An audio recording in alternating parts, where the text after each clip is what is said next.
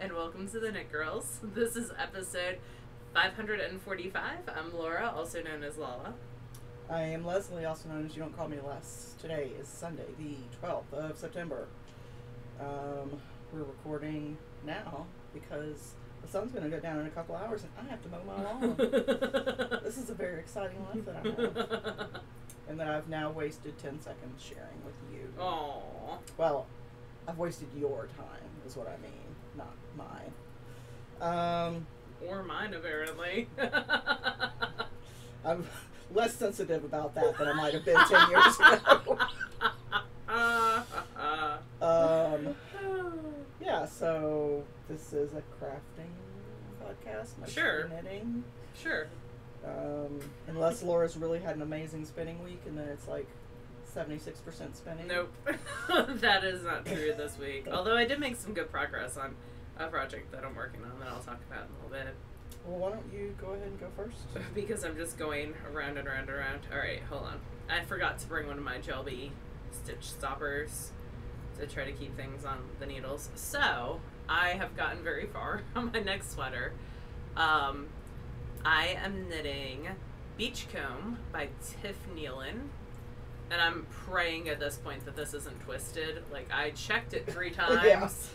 but I feel like it probably is. I don't know. But I checked it a lot. So it's itty bitty, but this itty bittiness represents 4 hours of my life. Just because I am knitting a size to fit me. And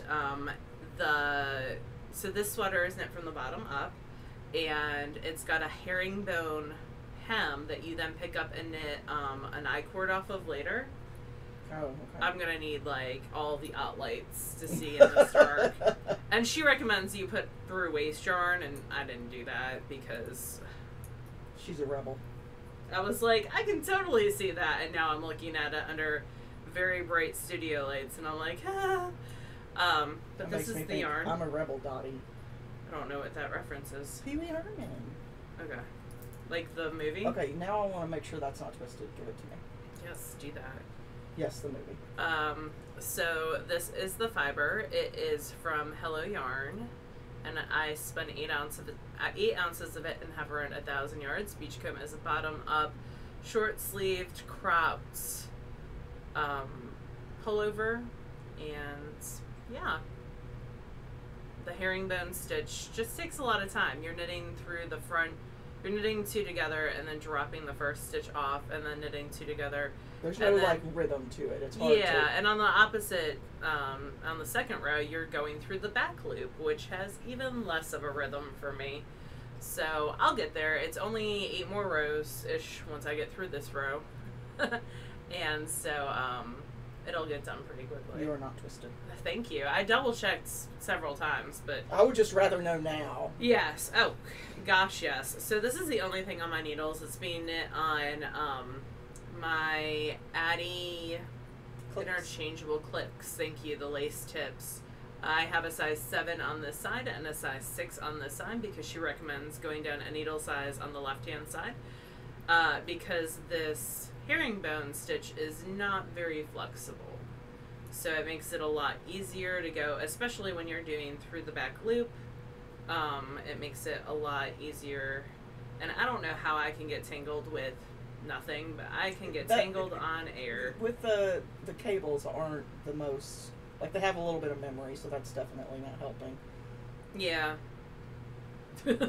Yeah, I'm just a tangled mess all the time though. So that is the only thing I am working on besides the last little bit on a secret project for a Ply magazine article that I'm writing. And that gets turned in tomorrow. And then I have another Ply magazine article, but that's not nearly as much work as this past one was. So I'm excited to send this off. I'm excited for y'all to read this article. It's something that's near and dear to my heart. So I'm overall super stoked. And I'm excited for all the hand-spun sweaters this fall, because that is the plan. And I just twisted this more. There we go. Alright, so that is all of me. I am done until we get to finished objects. What are you working on, friend? I have a lot of works in progress this week. Good. That's good because I don't really have a finished object. I finished something, but it's still soaking wet, so I can't really show it to you guys. Ooh. Oh, did it not dry overnight? No. But that's fine. So the first thing that I'm working on is a pair of socks out of yarn from Knit Spin Farm. This is the Polar Bear Plunge colorway. And this is the first one of hers where the stripes are really a very different sequence. Yeah, I love that. So this, I'm doing these toe up with a heel flap because I haven't done a toe up sock with a heel flap. I've done short rows with toe ups, but not a... and you were going to link the pattern to this in the show notes. Did you ever get a chance to do that? Okay. I should do that. I think it's called ampersand, but I'll look it up. Oh. But ampersand, you're just using the heel off of it. Yeah. Okay. Because that's yeah, I just used a plain... That's a zigzag. Yeah, I don't know. I just wanted to heel. Yeah, it's got, or at least it's got a decrease line, I think. Cool. So I just used the heel information. I think that's on Knitty, right? I don't remember. Okay. It's up on my phone somewhere, so... so yeah, I'm just knitting on that. I haven't knit a ton on it this week. I got maybe an inch done. So there's that. I also am working on the Camino Bubbles. Yeah, you were working on that yesterday when we saw each other. So I added a couple of repeats of the bubbles. Let me put this down here so it doesn't come off of my needle.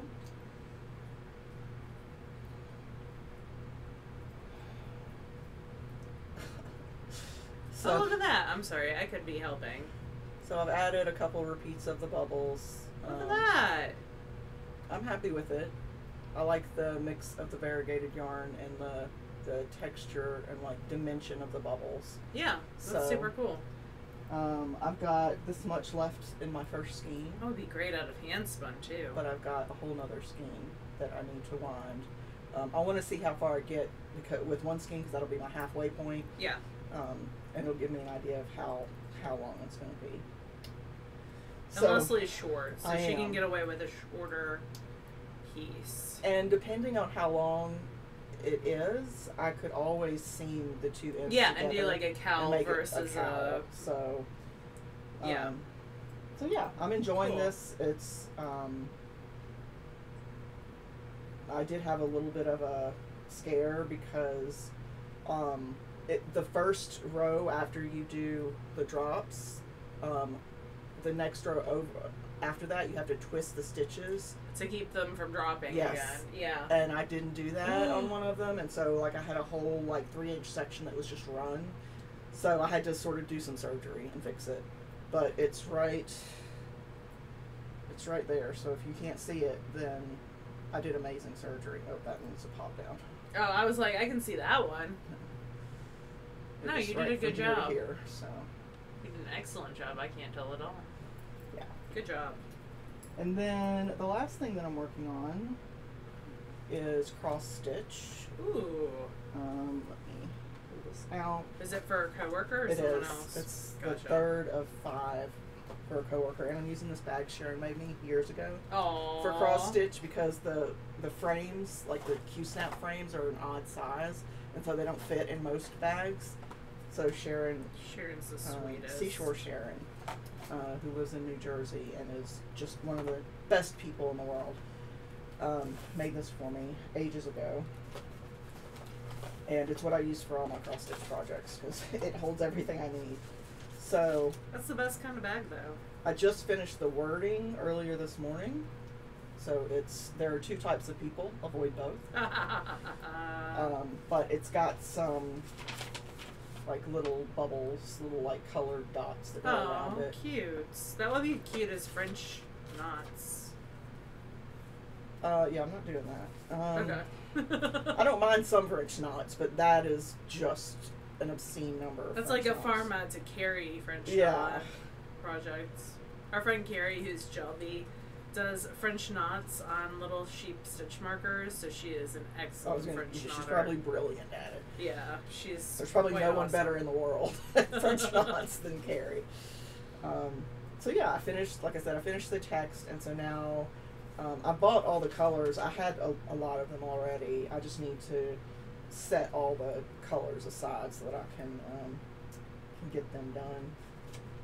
But yeah, so that's what I've been working on. I did finish a couple things this week, but I don't have them with me. So my sister was here earlier this week. She steal things? Well, I had promised her some ostomy bag covers, and so while she was here, I was able to do fittings on her appliance on her ostomy bag to add some features that she wanted. So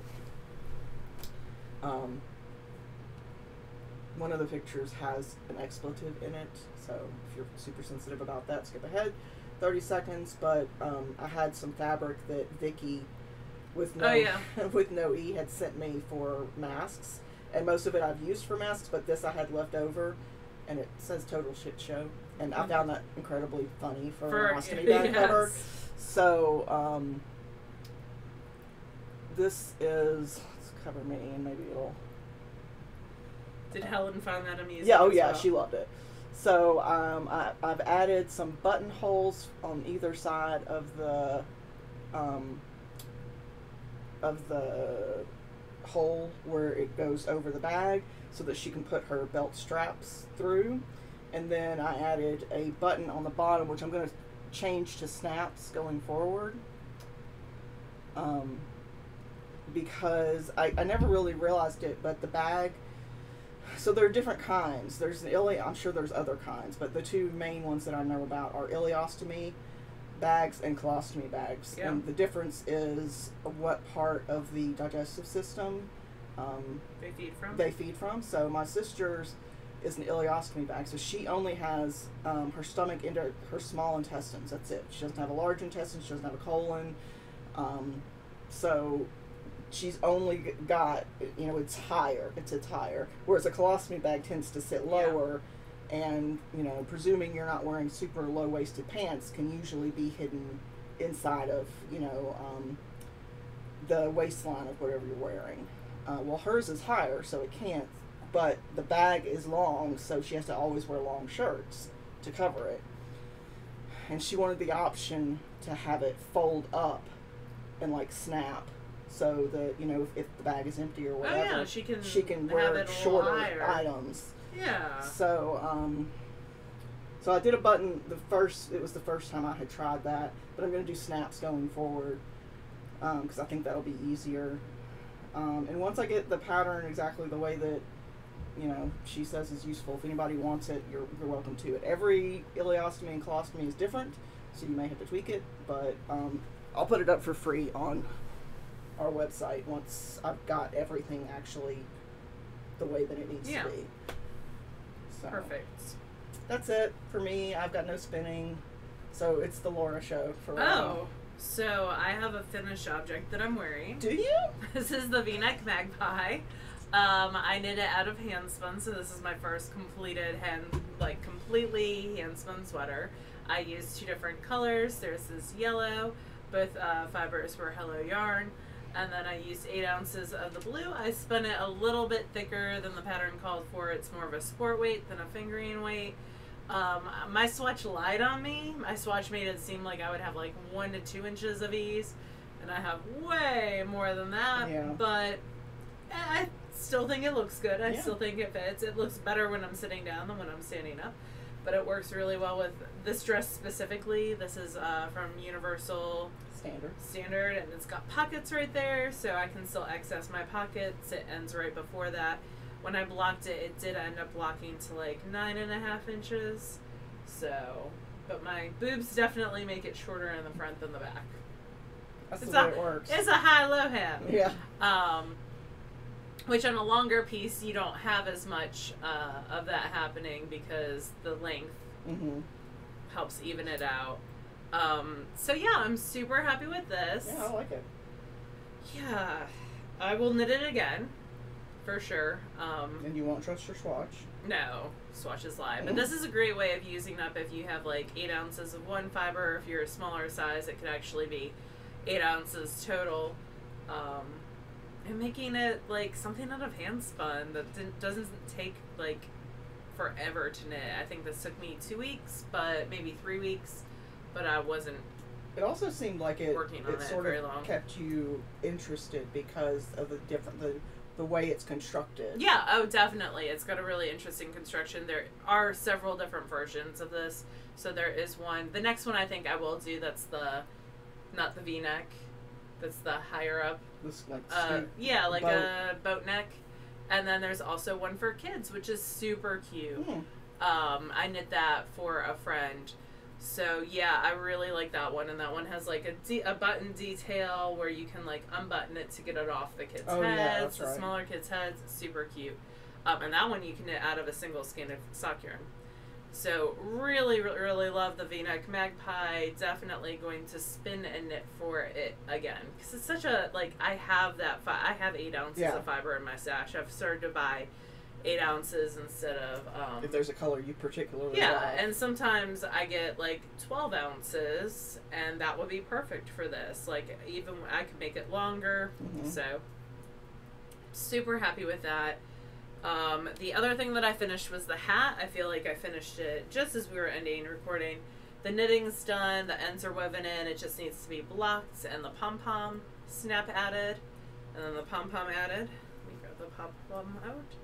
So it will look like that when it's done completely. It's really cute. But yeah, I think it'll be a cute Christmas/birthday gift. So yeah, I'm happy with it. Christmas gift. This one's gonna be a Christmas gift. So yeah, just have to sew on that snap at the top. And that yarn is Umbasito? Yes, this was an Umbasito Pixie powered super bulky hat kit. And I knit it on size 10.5, so it went really, really quickly. Great last minute project. She has the kits for sale in her store. The only thing I'm not super happy about is I tend to split stitches. In a big thick single like that? Yeah, in a large single, and that's on me. That's not on the yarn itself. So I do have like 2 places where it's split. So I might actually cut that a little bit and just tuck that in. Yeah. Or cut that part off. Yeah, just snip it. Snip it. So it doesn't get caught on anything. And then and that kit came with like the snap, the pom-pom, the yarn, a stitch marker, like basically everything you need. Yeah. And then the final thing that I've been working on is some spinning, and I grabbed 2 patchwork kits out of the stash and I ripped them into little itty bitty pieces.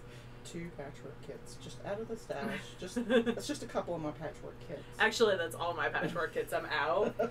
And so like don't be surprised in her next patchwork kit update. But I mean, I've spun every patchwork kit and knit up. That's true, but how much fiber do you still possess? A lot. Yeah. But I like knitting. I knit a whole blanket out of 2 patchwork kits. I feel like we could make patchwork kits out of some of the like individual colors. We could, and we could split. Yeah, we could split them up and stuff. Yeah, I love the idea of doing something. Yeah, like that. I think that'd be fun, like SSK activity for sure. So, yeah, so I split these into even smaller diameters. What patchwork kits are they're like bundles of a pound of fiber that have similar color stories. And they usually come in like ½ an ounce to 1 ounce increments, and then I just divided them up more, threw them in a big bin, and I'm just pulling from that bin at random. I'm gonna 2-ply this. I'm gonna wind it off actually onto storage bobbins and 2-ply off of there, so it's like smaller amounts that'll be totally plus it's a better like color random mixation. Yeah.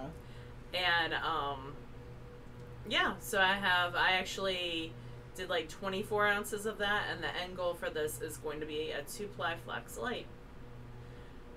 That will probably be knit in January-ish. Well, maybe sooner if I finish other things, but you know. Now at SSK, I've decided that we're going to have like a fiber exchange. We should get like an inflatable swimming pool to put it in. But something fun and themed, and we can take like 5 or 6 braids of ours that we don't particularly love, and like get it started and strip them into like little. And then other people and can then do that too. You can take as much as you want as long as you put that much back in. Yeah. You know, no charge. Just do what you want to do. Yeah, and we can get like a little scale. Yeah. And Ziploc bags. I think that'd be fun. Jillian actually came up with that idea. Oh. And shared that with me. No, I just came up with that idea just right now. Well, Jillian told me that idea like a year ago, Cool. and I was like, we should definitely do that. Yeah. But that's the swimming pool is her idea, like a baby pool. Yeah. An inflatable one it's that a we good can idea. get up and down. Yeah. Oh yeah. Because we're not storing. No one is storing a baby pool. We're not adding any mass to Laura's SSK storage. SSK needs to buy me a shed. Yeah, it probably does. So, hi Buff Buff. Yeah, so that's the plan. This is getting spun on my ladybug, and I'm just enjoying it. If I can get 2 bits of fiber spun a day, which is around half an ounce, then I'll get it done by the end of the month, but I'm not putting that pressure on myself. Good. This is 4 ounces right here, approximately. I have another, like, 3 ounces on the wheel. So, yeah. She's like, you called me and you're not I know. kidding me. So, yeah, that's it for me for spinning and finished objects and cute dogs. You got grass in your eye. It can't be comfortable. She rubs her face in the grass, even though she's allergic. Oh, Buff Buff. Oh, Buffy. But yeah, what have you been reading? Hold on, she's got a reverse. There we go. So I've read a little bit of the Leveling Up series, that 5th book. I'm about a quarter of the way through that. That's the last book in the series. It's a male-female paranormal romance. But I've also been reading some cosmic horror, which, like, Lovecraftian style cosmic horror. Some of it's too, like, vague for me. But I'm reading a series of short stories that I like called the Imago Sequence by Laird Barron. Which, you know, it's really weird and messed up, but that's Lovecraftian, like, cosmic horror. So, I didn't know there was a name for Lovecraftian horror. I didn't either. It's cosmic horror. Interesting. Yeah. So I've been listening to that, and then, reading that, sorry. I started re-listening to Junkyard Cats today by Faith Hunter. Yeah. I don't know if you've ever read or listened to that one. I have read that a long time ago, though. Yeah. It's been a while. So the 2nd book came out earlier this year, so I wanted to re-listen to the first one before the 2nd one. But it's an interesting concept. It's sort of post-apocalyptic to some degree, but like this woman has survived an attack by these weaponized ants with nanobots in them, and so the nanobots infiltrated her system and changed her, and now anybody that she comes in contact also receives the nanobots because she secretes them in her skin. Very zombie-like. Yeah, it's weird. It's difficult to describe, but the title Junkyard Cats refers to the fact that she does run a junkyard, but it's full of cats, and the cats receive some of these nanobots as well, so they're semi-sentient, which is an interesting addition to the book. So I've been listening to that, as well as so when I'm working, sometimes if I'm just doing like a data entry type job, then I can listen to music or listen to something on YouTube or whatever. And so I've been listening to and watching the New Zealand version of Taskmaster. How's that going? It's good. So I'm still in the first season, and one of the comedians is named Angela Dravid, who I'd never heard of her before this Taskmaster thing. But she's half Indian and half Samoan, and she's got this sort of really soft-spoken voice, but she's like, she can deadpan the raunchiest and weirdest and funniest stuff. But she has had an interesting life, and so she's got this series on Audible called Love, Rock Bottom, and Other Triumphs, talking about how at 17 she moved from New Zealand to Canada to meet her online boyfriend who was 30 years older than her. Oh. And then she got married, and drama ensued, and then she ended up in prison. Oh. Yeah. I will tell you what happened next, but there are 9 episodes on Audible, and episode number 6 is missing. Oh, no! And I've been through 3 different people at Audible to try to get that fixed. And everyone's like, yeah, you should email the content creator or the content whatever and ask them to add this. And I'm like, no, it's like a chapter in a book that is missing. This is not me requesting you add something. This is me telling you need to fix something. Yeah. So, anyway, if anybody out there works at Audible, sure would appreciate that 6th chapter, because you can't get it anywhere else. Yeah, it's so, an Audible exclusive. Yeah. Of course it is. But she's really funny. Angela Rabid is. So it hasn't been published as a book either. Not that I'm aware of. No, yeah. It's a podcast. Speaking of, when I was looking at Audible originals, I came across a bunch of other podcasts that aren't necessarily Audible originals, and one of them is Fake Doctors, Real Friends, and it's Zach Braff and... Oh, yeah! Turk.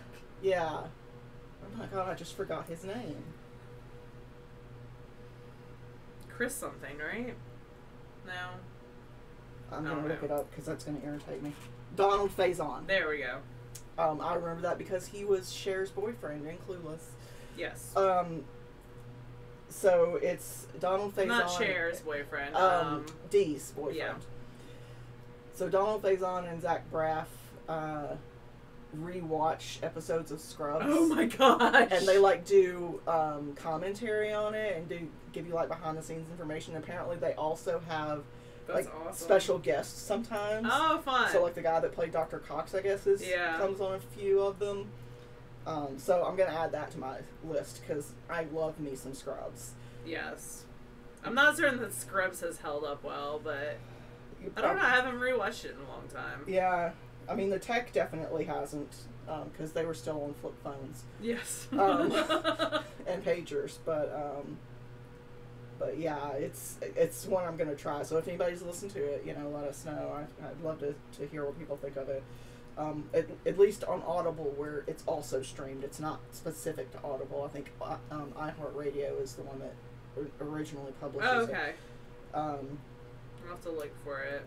I'd like to hear what people think of it. They seem to get good reviews. So, what about you? What have you been reading? So I read. There is a Choose Your Own Adventure series you remember from the 80s. Mm-hmm. And so I loved those books. Okay, so they redid one of them as a graphic novel. So, hold on. Oh, did you bring it? No, I didn't bring it, but I brought my phone somewhere. Well, and I took I did a reel on Friday. Leslie's not on social media, so she doesn't know my life. Nope. But it looks like that. Mm-hmm. 8th grade witch. Yeah, and it's based on, like, a true, there you guys go. It's based on one of those, like, 80s, like, they took one of the contents from the 80s, Choose Your Own Adventure, and made it into a graphic novel. It's gorgeous. It's absolutely stunning, and I really enjoyed it.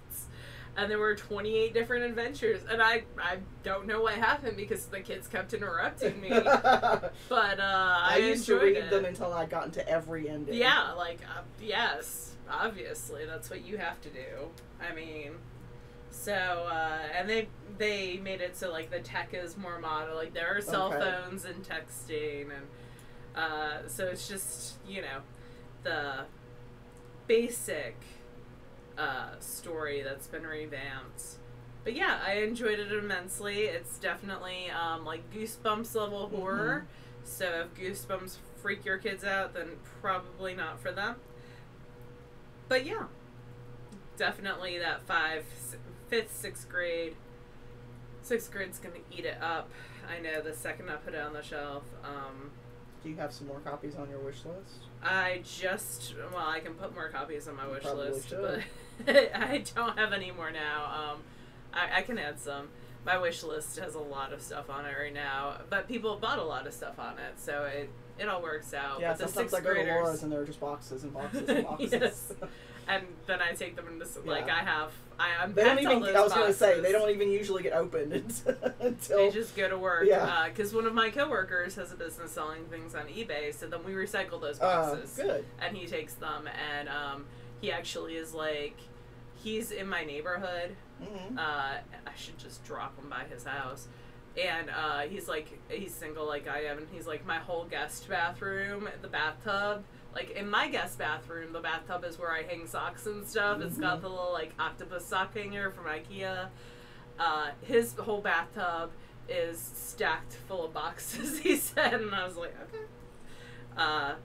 But yeah, and the 6th graders, y'all, have been so appreciative of, well, all my kids have been, but the 6th graders are really like the hungry hippos of the manga world, and they've been just so appreciative of what y'all have been sending in, and one of them came like out of order, like different people bought the series, so like 1 came, and then 5 and 6 and then 2, like the whole series got bought, like 6 that I had on the list. It was Dr. Stone, but like they came out of order, and one of them was like, Miss Linneman, you need to, we are missing number 2 and 3, and I was like, they are on their way, but they need to be here now. So, they keep me on my toes to getting them out. I stack them and try to process. I've been getting around 30 new books out a day. Wow. But they, would like me to get all of them out every day. all of them every day as quickly as possible, but it's just me, so Yeah.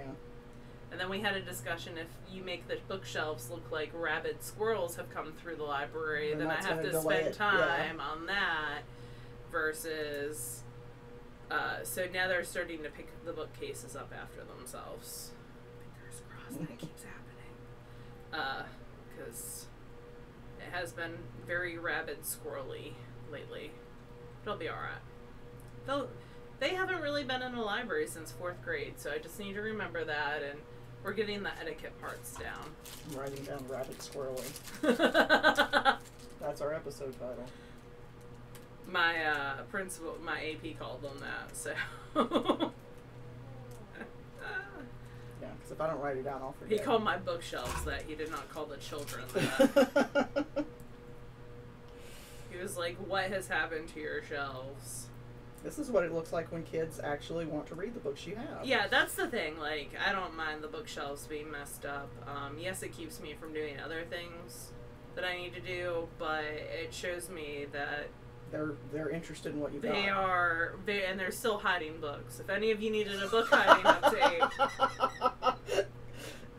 that's where the squirrel part of this came from. Oh. They are still hiding So books. they find a book, but they can't check it out yet, or whatever. Because they have 4 books already out. Yeah, so they put and probably 4 books in their hands, because they returned the 4 books that they got the day before at 6:50 in the morning. Because there's nothing like... So I came in at 6:50. That's when I get there at 6:45. I put my bag down. I am very, like, a slow morning start person. Like... And one of our viewers from Pennsylvania sent me, she's cleaning her daughter's bookshelf, and she sent me all their copies of Diary of Wimpy Kid. Oh, cool. Yeah, it was super sweet. And she even sent them, like, priority so they would get to me faster, where I was like, you can do book, it's fine. And so I got them all out, and this little boy comes running in, and he can see them from across the library, and he just screeches. It's like, ah! It comes poor Buffy's like, what is happening? And comes running through the library, and I'm like, my face was just like Buffy's face when I made that noise, and I was like, oh, what is happening? Yeah, do you have a weapon? Am I about to die? I really just want to sit here and drink my pumpkin spice latte, but I have my mask on. I'm like, oh, okay, D, I gotcha. That's sweet. Yeah, it's sweet. It's very sweet, but it was very surprising at 6:50 in the morning. Yeah, I imagine. But yeah, they're sweet, and they're hiding books from each other. sometimes they're not even like clever hiding spots. Sometimes they just put them like backwards the shelf below. So I'm like, did you miss putting this back? But then I'm like, oh, you really were hiding that, because it's not like at the end of the shelf. It's like stuck at the beginning, like someplace weird. I don't want them to get better at hiding things, though. That's not the end goal here. I worry if you could pull your shelves away from the wall, what would happen? Oh my. Yeah. There would be shelves on the ground is what would happen. Because, they use, like, the little rolly stools that then, like, when you put pressure on them, they go to the ground. Oh, yeah. Oh my goodness! And they stand on those to get to the top shelves, because they're 6th graders. They're only, like, 4'5". And, like, I'll look over and I'm like, what is happening? And they're like trying to scale the shelves to get up higher. My shelves are only like 6 foot tall. They're not super tall, but I have ordered new bookcases. My boss approved the PO, and they will be here in 75 days. And so those new bookcases are only 3.5 foot tall, and so that's where the graphic novels are going to go live. So that standing on stools is less of an issue for me. Like, they're fine, but they're really not, because they like to play. Eventually one of them will get hurt. Yeah. Like, they're kids. And we've gone over, like, step stool etiquette, but at the end of the day, they are and they're on wheels. Yeah. So they can jump, and they try to jump and scooch them and then land on them. And that's how stools get put up. The stools have been put up before. They got put. That's very Southern of me. They got put away. Yeah. Anyway. Did you want 15 minutes of school talk? Because that's what you just got. But thank you guys so much thank you all so much for purchasing stuff for my school. I really appreciate it. And my kiddos really appreciate it too. And they just continue adding stuff to that list. And if you have no idea what we're talking about, Laura is a librarian at a middle school, and it's not a super well-funded school because we're in Mississippi. I think no libraries are super well-funded. That's probably true. But on our website, with our show notes, it's TheKnitGirlls with 3Ls.com. At the bottom of every episode, there's a link to Laura's Amazon wish list. That's not Laura's personal stuff for her house wish list. It's stuff for the kids' but they books. Add to the wish list, yeah. So occasionally we have viewers who are flush with cash and just ready to spend $20 on a couple of books. And they're amazing. Yeah, we sincerely appreciate it. Yes. Laura more than me, because she interacts with these children and I do not. All 1,100 of them appreciate it. I think that's it. Do you have anything else? We have the Halloween Craft All the Things starting in just a few days. Oh, yeah. So today is the 12th of September. Yesterday was September 11th. Yeah. And, like, on the 15th of September, the Halloween Craft All the Things starts. It is an event that we run where anything crafted counts. Yep. And you just have to sell us on the fact that it's Halloween or fall themed. Yes, and you just post it. You don't have to try very hard. We'll have an FO thread on both Ravelry and on our Discord. Our Discord is lots of fun. There's tons of chatter. If you've not tried Discord, I know new social media can be a little bit scary, but it's really, really fun. And, yeah, so it allows everyone to participate. And then there's also an Instagram hashtag, which is TKG Halloween Cats 21, because it's 2021. Yeah, it is. And Halloween is my personal favorite holiday of the year, so it is always my absolute favorite thing to see all the things that you guys are doing. I'm gonna knit some tiny pumpkins by Susan B. Anderson. I bought that pattern the other day when she put it up, and make a tiny pumpkin garland maybe, or a tiny fall pumpkin patch. Yeah, I saw you bought the witchy garland thing, and I'm like, you're never gonna. Never gonna happen. So, I didn't buy the kit, though, from her. Like, that was my, like, I need to knit some of these out of I figured it would be a good way of using leftovers up. Yeah. Because it just uses, like, 5 and 10 yards. Yeah, 20 yards of fingering weight. Or sport weight. So it would be a great way to use up some leftovers of all weights. But, yeah. I'm, like, seeing what Buffy's doing. Yeah, she's just walking around looking, seeing what we're doing. She's very busy. But yeah, I think that's it. Yep. And now I get to go out and mow my yard. But it's not 1,000,000 degrees, so I'm just going to take that and be happy about it. Yeah. That is a positive. So you guys have an awesome week, and we'll talk to you again next week. Bye, y'all. Bye, y'all.